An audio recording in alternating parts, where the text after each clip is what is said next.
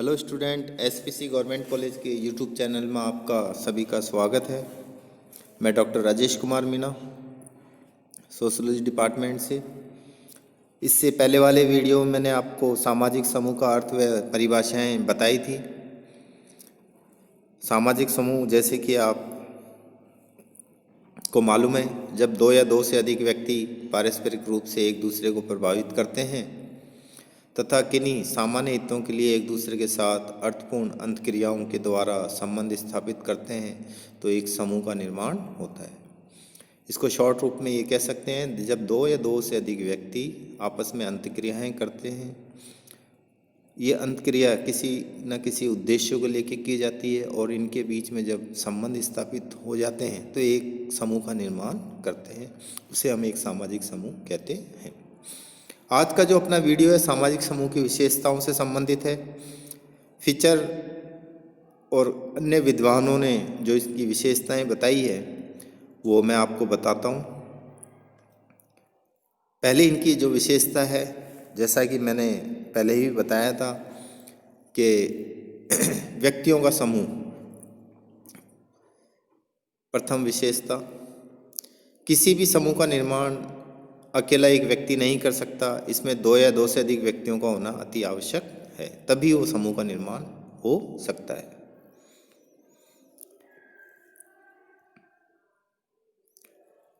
समूह की आधारभूत विशेषता, दो या दो से अधिक व्यक्तियों के बीच प्रत्यक्ष या अप्रत्यक्ष संपर्क होना अति आवश्यक है, तभी समूह बन सकता है।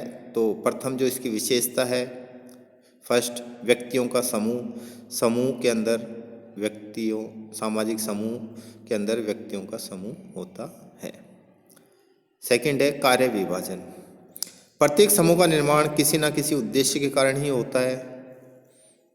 इस उद्देश्य की प्राप्ति के लिए समूह के सदस्यों में कार्य विभाजन कर दिया जाता है। आपने देखा होगा विभिन्न प्रकार के समूह हैं, जैसे बीए पार्ट फर्स्ट का समूह। कॉलेज को देखो तो आप समाजशास्त्र विभाग, इसका समूह। पियोन है कॉलेज में, बाबू लोग हैं, तो ये एक समूह का निर्माण करते हैं। Section A, section B, section C, तो कार्य विभाजन किया जाता है। प्रत्येक समूह का निर्माण किसी न किसी उद्देश्य के लिए होता है और उद्देश्य के अनुसार जो व्यक्ति है उनमें कार्य विभाजन किया जाता है। जैसे एक मजदूर संघ, राजनीतिक पार्टी, तो एक समूह है। सारे महिला मंडल समूह है एक, तो इनमें कार्य विभाजन पाया जाता है समूह की, जो सेकंड विशेषता है। सामान्य रुचि होती है तभी समूह का निर्माण होता है। किसी भी समूह की स्थापना उन्हीं व्यक्तियों द्वारा होती है जिनकी रुचि एवं हित सामान्य हो। एक से विचार और एक से हित होने पर ही समूह का निर्माण होता है। विरोधी हित वाले समूह का निर्माण नहीं कर सकते या नहीं होता है। फोर्थ इसकी विशेषता है समूह में एकता का पाया जाना। कोई समूह के रूप में उसी समय तक कायम रह सकता है जब तक उसके सदस्यों में एकता की भावना पाई जाती है। इसके अभाव में समूह टूट जाता है, अतः सदस्यों में एकता एवं हम की भावना होना आवश्यक है, तभी समूह बना रह सकता है। तो फोर्थ जो विशेषता है समूह में एकता, जैसे अब राजनीतिक पार्टी का एक उदाहरण लें, वो भी एक समूह है, लेकिन वो जब तक ही पार्टी का अस्तित्व बना रहेगा जब तक उनके सदस्यों में आपस में एकता है, यूनिटी है। नहीं तो अलग अलग विचारधारा के लोग अगर उस पार्टी में है, उनमें एकता यूनिटी नहीं है, तो वो राजनीतिक दल भी समाप्त हो जाएगा। ऐसा आपने भविष्य में देखा भी होगा देश में। ऐच्छिक सदस्यता, समूह की सदस्यता ऐच्छिक होती है। ऐच्छिक का मतलब अपनी इच्छा से व्यक्ति उस समूह का सदस्य बनता है। व्यक्ति सभी समूहों का सदस्य नहीं बनता, मतलब सभी समूहों का सदस्य एक व्यक्ति नहीं बन सकता, लेकिन उन्हीं समूहों की सदस्यता ग्रहण करता है जिसमें उसके हित और आवश्यकताओं व रुचियों की पूर्ति होती है। व्यक्ति, आपने देखा होगा कि एक व्यक्ति कि एक से अधिक समूह का सदस्य बनता है। सभी का नहीं बन सकता वो, लेकिन जिन जिन का बनता है तो वो उन्हीं समूह का सदस्य बनता है जहाँ से उसके खुद की हितों की पूर्ति हो जाए, खुद की आवश्यकताओं की पूर्ति हो जाए, तभी उस सदस्य का समूह का वो सदस्य बनता है। तो सदस्यता कैसी होती है? ऐच्छिक सदस्यता होती है। ये व्यक्ति पर खुद पे निर्भर करती है कि मुझे किस समूह का सदस्य बनना है।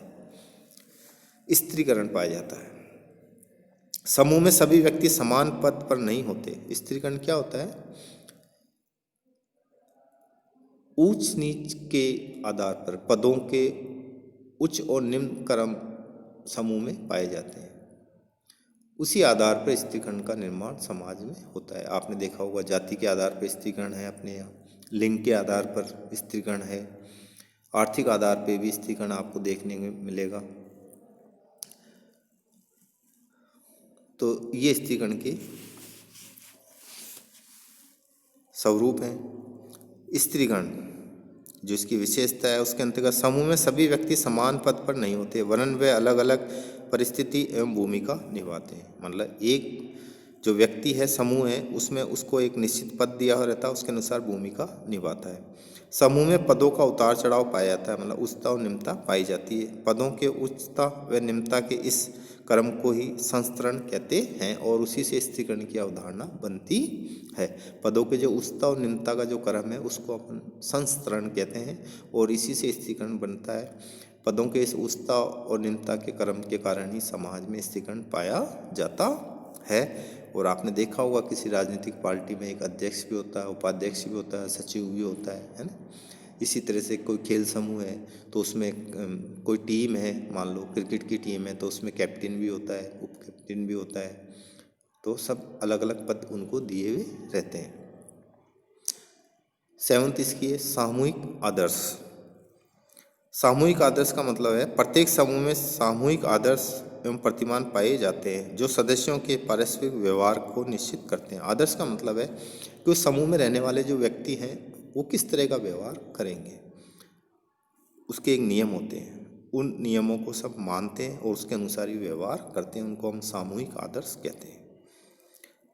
एवं उन्हें एक स्वरूप प्रदान करते हैं। प्रत्येक सदस्य से यह अपेक्षा की जाती है कि वह समूह के आदर्श एवं प्रतिमानों जैसे प्रथाओं, कानूनों, लोकाचारों, जनरीतियों आदि का वो पालन करे। मतलब जो उस समूह के नियम हैं या प्रतिमान है या आदर्श है, जिनको अपन दूसरी भाषा में प्रथाएं, कानून, लोकाचार, जनरीतियाँ कह देते हैं, उनका वो समूह के अंदर जो सदस्य हैं वो उनका पालन करते हैं। स्थायित्व पाया जाता है। 8th जो विशेषता है इसकी समूह की, स्थायित्व का मतलब कि समूह किसी न किसी आवश्यकता या उद्देश्य की पूर्ति के लिए बनता है। जब तक वो उद्देश्य उसको प्राप्त नहीं हो जाता, जब तक वो समूह इतनी आसानी से समाप्त नहीं होता है। समूह में थोड़ा बहुत मात्रा में स्थायित्व भी पाया जाता है, यद्यपि कुछ समूह अपने उद्देश्य की पूर्ति के बाद ही समाप्त हो जाते हैं, फिर भी वे इतने अस्थिर नहीं होते कि आज बने और कल समाप्त हो गए। आपने देखा होगा राजनीतिक पार्टियों के उद्देश्य हैं, एक खेल मंडल है उसके उद्देश्य हैं, तो सब इस प्रकार के जो समूह, व्यापारिक संघ है वो भी एक समूह है, मजदूर दल भी एक समूह है, मजदूर पार्टी भी एक समूह है।